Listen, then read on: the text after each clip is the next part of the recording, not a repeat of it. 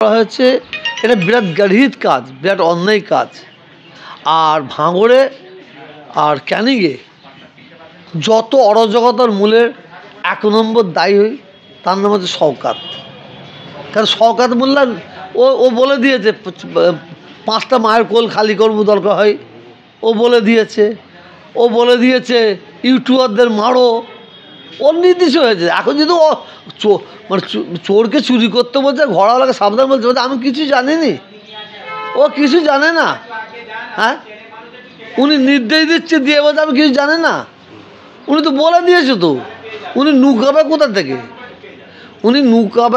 থেকে? উনি তো বলেছে ইউটিউবারদের মারার জন্য। হ্যাঁ, কি মাস্তান হয়ে গেছে, ওর মাস্তানি ঘুরিয়ে ফেলবে ক্যানিংয়ের মানুষ আর ভাঙড়ের মানুষ। আর ওর হয়ে যে দালালগুলো বড় বড় কথা বলছে না, এই দালালগুলোকে একটু সাবধান করে দিচ্ছি। এই দালালগুলো ফাঁসবে আর ও কেটে পড়বে। যত কিছু অরাজকতা শওকত মোল্লা করিয়েও হাত তুলে নেবে, বলে আমি কিছু জানিনি। ওরা নিজেরা করেছে, ওদের চিনি না। ও ঠিক করবে, দেখবেন মাঝে কী হবে, ওই ব্যক্তিগুলো ওর বলিয়ে হয়ে যারা অশান্তি করছে তারা প্রশাসনের এতে পড়ে যাবে, খপ্পরে পড়ে যাবে, তাদের করে দৌড়দৌড়ি করতে হবে। আর ও তো যাবে না, ও তো লাগিয়ে দিয়ে বলবে আমি কিছু জানি না। ওই যে সুরাজকে মারলো, ও সেখানে ছিল হাজির ছিল, বলছে আমি জানি না, কোনো খবর জানি না। উনি কোনো খবর জানে না, তো তাহলে উনি আগে বললো কি করে ইউটিউবে মারার জন্য? উনি নির্দেশ দিলে কি করে? উনি নির্দেশ দিয়েছে, ওনার সামনে পিটেছে সুরাজকে। সুরাজ খুব ভালো ছেলে, সুরাজের খবর আমি দেখি, একদম নিরপেক্ষ খবর বলে। ওর খবর কোনো এদিক ওদিক টালবাহান নাই, সুন্দর খবরগুলো তুলে ধরে। আসল ওই সুরাজ যদি ওই শওকতের খবরগুলো তুলতো, 2 নম্বরগুলো চাপা দিয়ে অন্য খবর তুলতো, তাহলে সুরাজ কোনো মার খেত না। শওকত মোল্লা, আমি আপনাকে কাফের বলতে কোনো আমার অসুবিধা হবে না, এতে কি অসুবিধা আছে? কিন্তু আপনি চুপ বলে বসে আছেন, আমি আপনাকে কাফের বলবো, এটা তো শরীয়ত বলে নেই।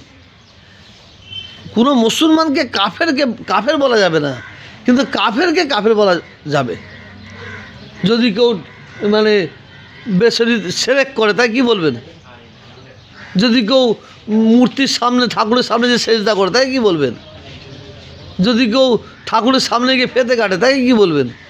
যদি কেউ ঠাকুরের সামনে ডান্স করে, তাই কি বলবেন? একজন শওকত মোল্লা দাঁড়িয়ে আছে, একটা মহিলা তাকে ধরে পুজো করছে, একদম থালা নিয়ে পুজো করছে, ওকে কি বলবেন?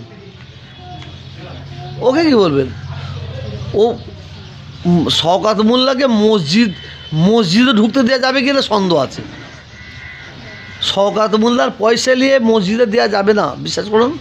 শওকত মোল্লার যদি পয়সা নিয়ে মসজিদে দেয়, সেই মসজিদের নামাজ হবে কি সন্দেহ আছে।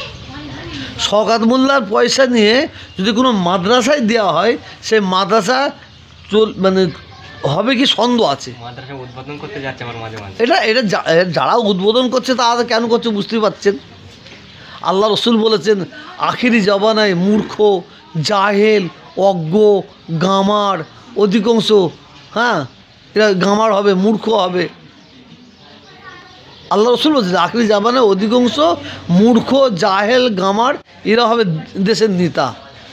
আর শিক্ষিত জ্ঞানী গুণীরা ওদের খুশামতি করে দেবে, ওদের তেল মাখাবে, ওকে পায়ে তেল মাখাবে। তাই হচ্ছে, ওকে তো উদ্বোধন করে কেন করছে, কিসের জন্য করছে? আর বড় আলেমকে দিয়ে করতে পারতো, বড় হাফেজকে দিয়ে করতে পারতো, বড় মৌলানাকে দিয়ে করতে পারতো। ওকে দিয়ে করার কারণ হচ্ছে দাল মে কুছ কালা है। কোনো ভালো দিক আছে? এশিয়ার হচ্ছে, একে আমি সমর্থন করি। এশিয়ারটা হচ্ছে আমি সমর্থন করছি, কিন্তু এশিয়ারটা নিরপেক্ষ হয়। যদি এশিয়ার করার পরে যদি এই ভারতবর্ষে যদি 1 কোটি মানুষ বাদ পড়ে যায়, তার মধ্যে থেকে ৯৫ লক্ষ